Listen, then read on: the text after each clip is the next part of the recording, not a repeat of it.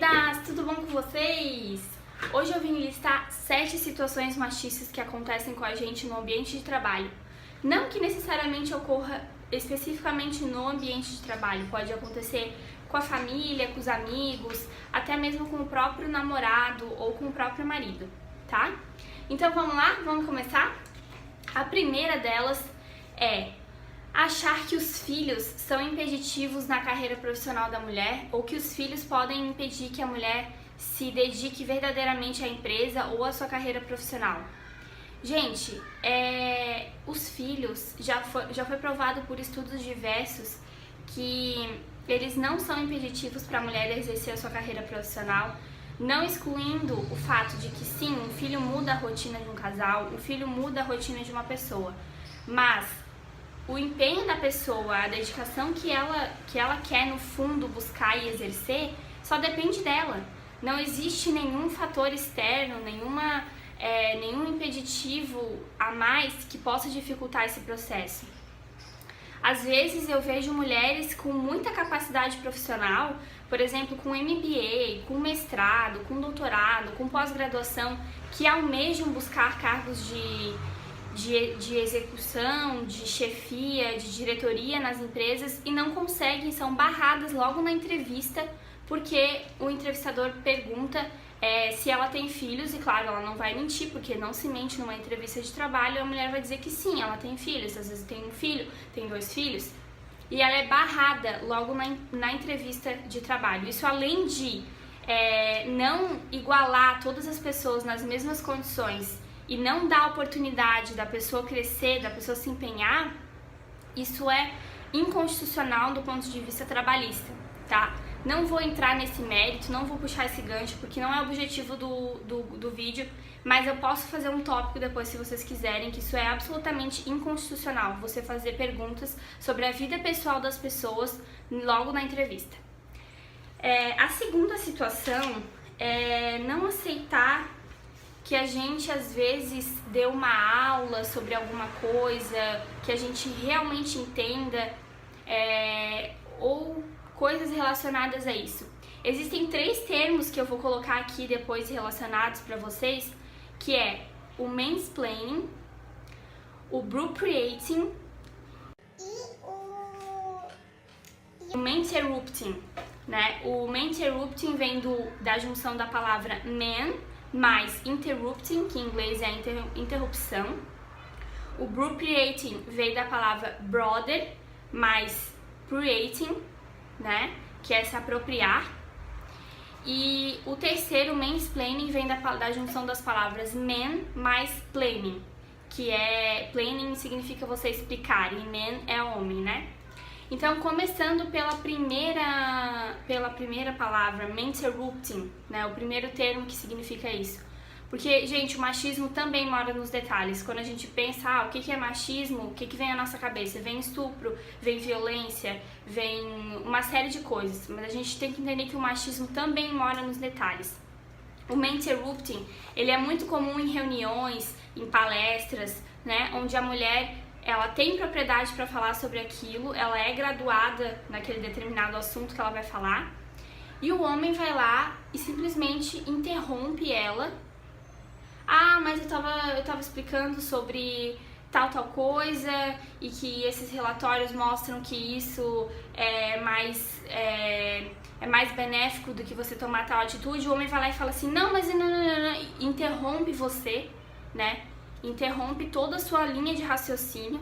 Isso é uma atitude clara de mansplaining, de maninterrupting, tá, gente? Então, o maninterrupting, ele é bem comum nessas reuniões, nessas palestras.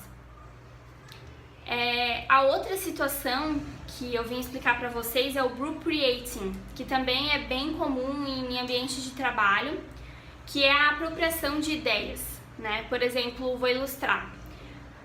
Você tá lá na mesa de reunião com o seu chefe, você e mais a sua equipe, e você dá a ideia de que seria você, do ponto de vista, né, do seu ponto de vista, do que você estudou, do que você sabe, você acharia melhor reduzir os gastos com redes sociais, com outdoors e outros meios de marketing e aumentar aumentar aí o fluxo de marketing por redes sociais.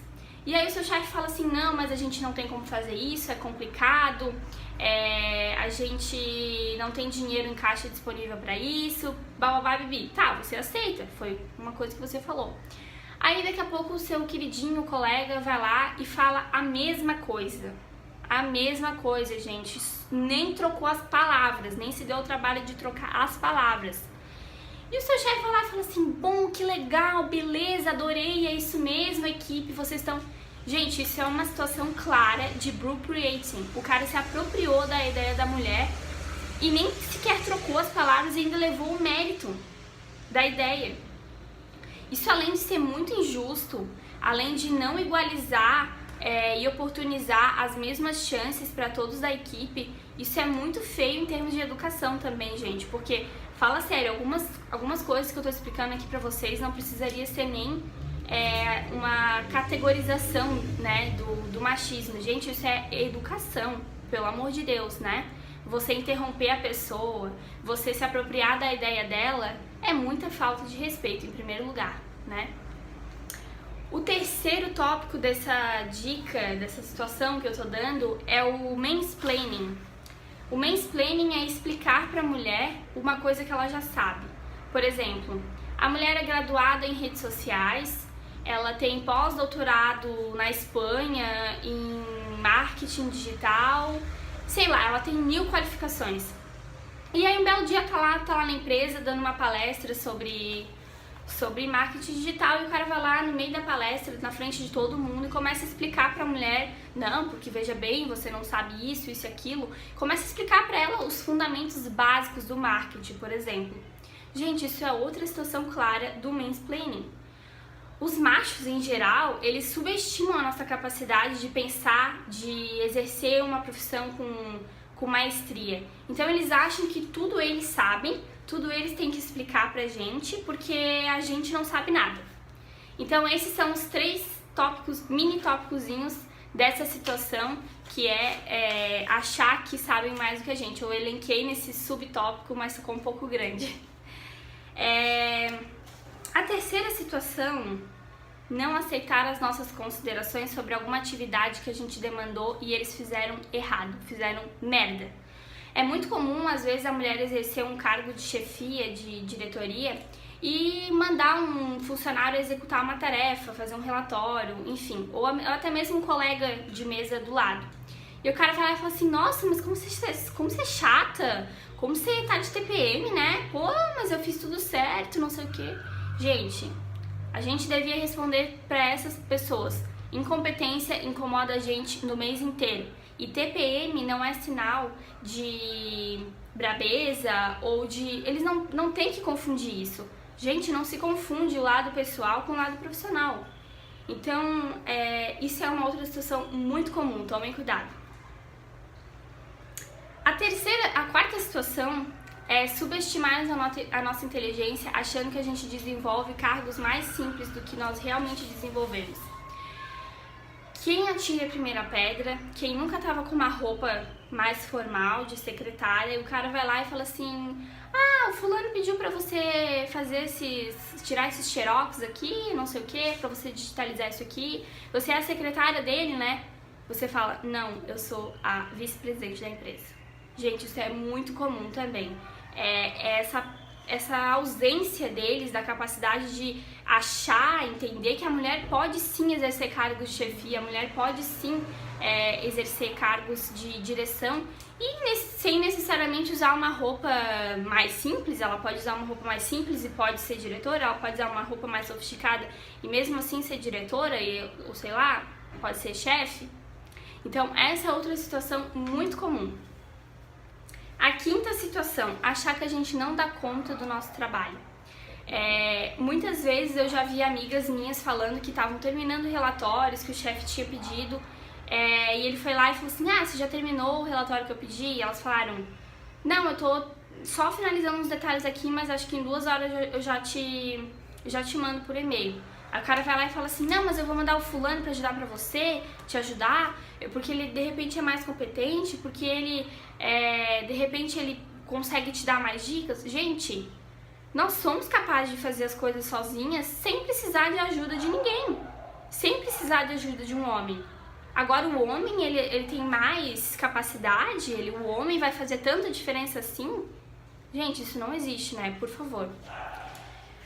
A sexta situação é achar que a gente não é capaz de consertar ou arrumar alguma coisa sozinha.